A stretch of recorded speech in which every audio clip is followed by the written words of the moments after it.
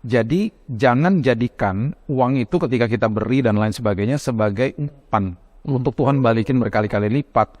Atau ketika kita memberi itu kita memberi dengan kondisi bahwa nanti saya akan diberikan sama Tuhan berkali-kali lipat dan lain sebagainya. Jangan jadikan itu kondisi. Berikan dengan sukarela itu berarti memberikan, yang makanya dibilang tangan kanan memberi, tangan kiri tidak mengetahui, itu adalah memberi dan udah tutup mulut, gitu loh.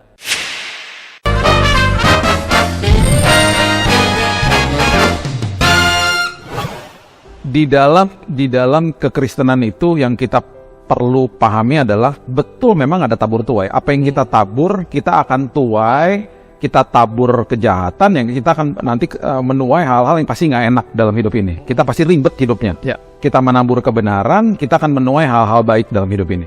Nah, sering kali itu juga dimasukkan ke dalam ranah uang, gitu ya. Atau dipaksakan supaya masih dipaksakan, ya betul, investasi nanti dapat bunganya, misalnya gitu ya.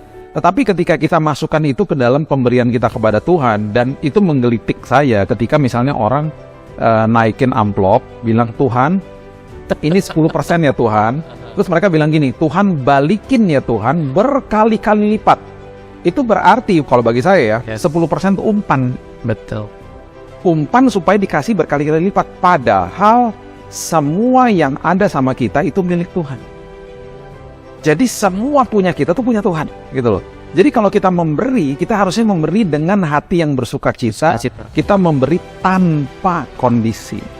Oke. Kemudian mulai banyak pendeta-pendeta yang mengatakan bahwa kalau kamu kasih, kalau kamu tabur ke ministry ini, Tuhan akan berkati kamu berkali-kali lipat.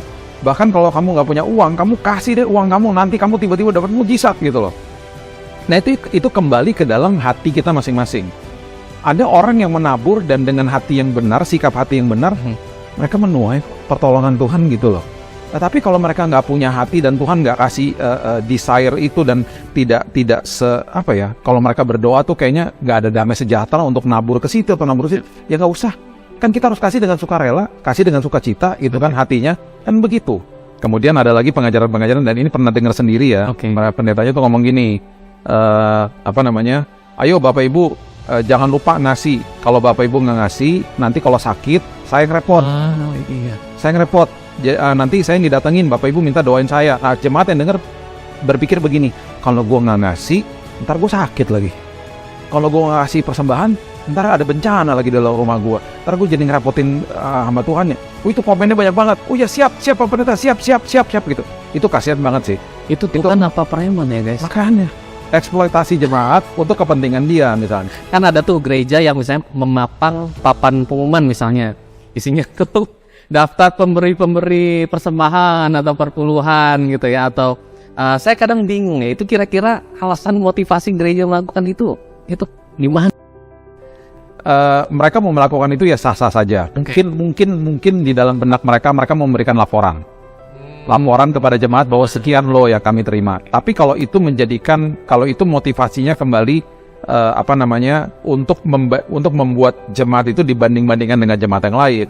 Kemudian apalagi ketika namanya makin jelas di situ dikasih tahu gitu ya, mempermalukan mereka, mempermalukan yang cuma ngasih, misalnya cuma bisa kasih 10.000 atau 50.000 dibandingkan dengan yang bisa kasih 1 juta misalnya gitu ya. Terus ada nama-namanya dan lain sebagainya, dan akhirnya membenturkan mereka dan membuat mereka minder. Ya janganlah. Iya. Tapi kalau memang laporan ya silahkan. Betul. Karena pengajarannya Yesus beda ya. Kan waktu janda memberikan sepeser, ya kan? Dia memberikan sepeser, dia bilang sama murid-murid itu dia pemberian terbesar. Karena di dalam sistem kerajaan sorga, Yesus tidak lihat nominalnya, lihat sisanya. Kan jandanya sisanya 0. Yang lain sisanya masih banyak. Jadi Yesus bilang itu terbanyak, gitu loh. Itu pernah ada satu teman saya yang saya mentor udah kira-kira ya 10 tahun lalu ya. Dia datang kepada saya, dia ngomong gini, Kak, aku nih nggak ada uang. Betul-betul udah minim banget gitu ya. Tapi kenapa ya, dan aku perlu banget nih uang aku. Tapi kenapa ya, aku digerakkan untuk membantu orang tuaku atau membantu temenku gitu ya. Ketika ada conviction, itu artinya ada sebuah suara yang datang dari Roh Kudus yang memberitahu kepada kita, kamu tabur. Lakukan. Tapi kalau sampai itu suruhan orang dan kita juga kesel ngasihnya, jangan. Nah, jadi kembali lagi kepada kita, hati kita masing-masing. Karena gini, Tuhan suka memakai hal-hal yang kecil memang. Dan dia akan bisa multiplikasi menjadi hal yang besar, seperti 5 roti dan 2 ikan. Yang penting kita beriman. Tetapi ketika di saat itu Tuhan atau suara Roh Kudus ketika kita udah berdoa bilang, kamu bayarin susu anak kamu, kamu butuh untuk keluarga kamu, Ya, orang tua juga lagi. orang tua lagi itu, kamu bantu mereka, ya nggak apa-apa, silahkan lakukan itu. Tiba-tiba Tuhan bicara begini, kamu tabur di gereja, nggak apa-apa juga, Ya. tergantung Tuhan saya mau kasih kemana nih gitu. Berdoalah. Dan memang di dalam sebuah pemberian, walaupun kita sudah minim, Tuhan memang suka pakai hal-hal kecil Ya. jadi perkara besar gitu loh. Ya, itu bisa juga Bisa terjadi gitu loh. Jadi kembali lagi kepada kita, jangan sampai kita merasa terintimidasi dengan suruhan-suruhan seperti begitu, dan ketika kita nggak mampu, kita merasa bersalah, merasa berdosa. Aduh, saya udah dosa sama Tuhan nih. Aduh, saya nggak akan diberkati, atau saya nggak akan dicukupkan bulan depan. Enggak. Itu salah satu ya, yang saya suka sedih itu adalah begini. Banyak orang akhirnya mengeksploitasi jemaat untuk membuat mereka takut, ya, supaya mendatangkan keuntungan bagi mereka, Ya. demi kepentingan mereka lah, seperti itu ya.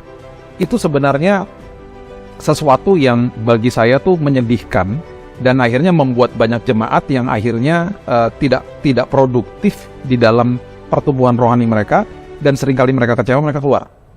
Berbeda dengan gereja yang betul saya punya kebutuhan, tetapi saya mengajar jemaatnya dengan sebuah pengajaran yang benar.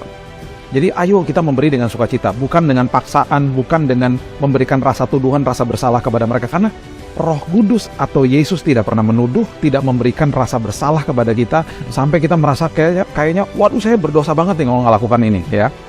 Itu Roh Kudus menginsafkan manusia, bukan menuduh. Nah, saya lebih teduh untuk gereja-gereja yang justru seperti contohnya saya pernah datang ke sebuah tempat yang justru uang pembangunan di stop. Uang pembangunan di stop karena dia bilang bahwa keuangan gereja sudah baik.